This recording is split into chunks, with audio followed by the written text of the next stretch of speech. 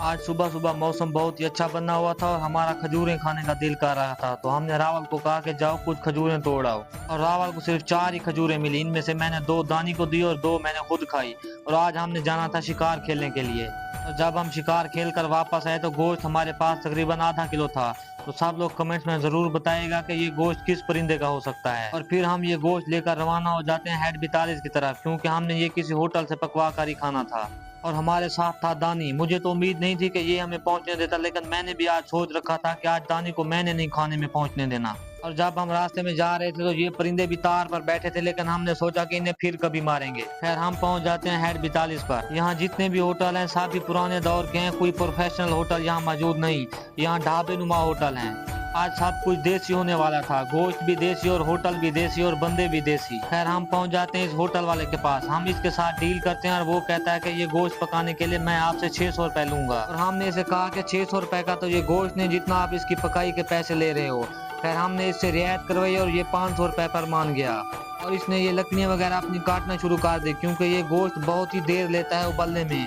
और इसने सारा गोश्त इस प्रेशर कुकर में डाल दिया। और गोश्त डालने के बाद उसने ऐसा किया कि प्याज वगैरह भी इस प्रेशर कुकर में ही काट दिए और सारे बाकी मसाले इसमें डाल दिए। और अब आप ये होटल का माहौल चेक करें, ये फुल्ली देसी टाइप होटल था। और इसने हमारे साथ 500 रुपए में डील तो कर ली थी, लेकिन ये अब फंस चुका था, क्योंकि ये गोश्त बहुत देर लेता है उबलने में। और मौसम काफी खराब हो चुका था और मैंने ऊपर देखा कि अंधेरी और बारिश बनी हुई है। तो मैंने उस्ताद साहब को कहा कि आप जल्दी करो पकाने में। और ये बाबा जी ऐसा करते हैं कि ये जो दूसरा चूल्हा होता है इसमें भी आग जला लेते हैं।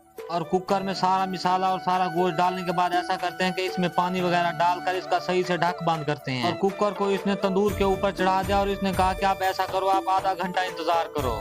और यहाँ लेटे हुए तकरीबन हमें आधा घंटा हो चुका था और कुकर ने भी सीटी बजा दी थी कि अपने दांत वगैरह तेज करो, गोश्त आने वाला है। और उन्होंने जब दानी को देखा तो वो कढ़ाई की बजाय ये बड़ा कढ़ा ले और सारा गोश्त इसमें कल्टी कर दिया। और चूल्हे के नीचे आग खत्म हो चुकी थी, तो बाबा जी ऐसा करते हैं कि और लकड़ी यहाँ से काटते हैं और चूल्हे में जाकर डाल देते हैं। और ये लकड़ियां डालने के बाद अब चूल्हे से आग के बड़े बड़े लंबे निकल रहे थे। और हमने जब कढ़ाई में जाकर देखा तो गोश्त तकरीबन पक चुका था, लेकिन ग्रेवी कम थी। और फिर बाबा जी ऐसा करते हैं कि देसी तरीका अपनाते हैं और इसमें दूध डाल देते हैं। और दूध वगैरह डालने के बाद कढ़ाई मुकम्मल तैयार थी। और ये भाई साहब ऐसा करते हैं कि ये बड़े कढ़ा में गोश्त डालकर हमारे सामने आकर रख देते हैं। और ये कढ़ाई और रोटियां गर्म थी, तो मैंने दानी से कहा कि थोड़ा सब्र कर लो। और दानी के मुंह से तो पानी आ रहा था। खैर मैंने दानी को समझाया कि आप टेंशन ना लो, ये गोश्त हमने ही खाना है और कौन आएगा। और दानी ने गोश्त खाने के बाद कढ़ाई का देखो क्या हाल किया। लेकिन आज गोश्त दानी ने इतना ज्यादा नहीं खाया था जितना मैंने खाया था। और सब लोग कमेंट्स में लाजमी बताना कि ये किस परिंदे का गोश्त है। और दुआओं में याद रखिएगा। अल्लाह हाफिज।